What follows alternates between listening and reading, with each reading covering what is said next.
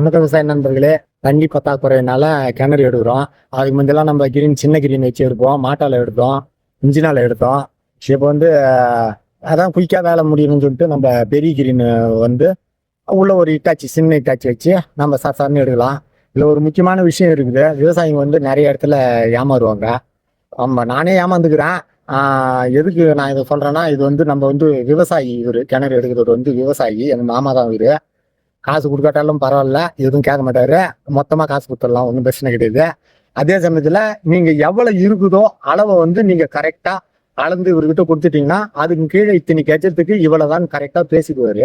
பேசிட்டாருன்னா அது மாதிரியே நீங்க கொஞ்சம் கொஞ்சம் அட்வான்ஸ் கொடுத்துன்னு இருந்தீங்கன்னா அவர் இந்த கிணறை எடுத்து கொடுத்துருவாரு. இதே ஒட்டருங்க வருவாங்க வெளியூர்ல இருந்து. முதல்ல வருவாங்க, பேசுவாங்க. பேசிட்டு டமார்னு என்ன பண்ணுவாங்க, ஐயோ கட்டுப்படி ஆகலன்னு சொல்லிட்டு காசை வாங்கின்னு நடுமத்தில் கிளம்பி ஓடுவாங்க. அது மாதிரி ஆளு இவர் இல்லை. அதுக்காக தான் நான் இப்போ உங்களுக்கு நான் பேசுறேன்.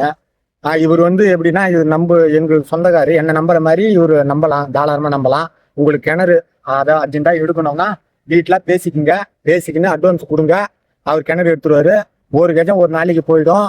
உங்களுக்கு 5 நாள் 5 கஜம் எடுக்கணும்னா 5 நாள், 10 கஜம் எடுக்கணும்னா 10 நாள், 20 கஜம் இருக்குன்னா 20 நாள்ல கிணறு ஃபைனல் பண்ணுவாங்க. தோட்டா வண்டியும் இருக்குது, கிரீனும் இருக்குது, சின்ன இட்டாச்சியும் இருக்குது.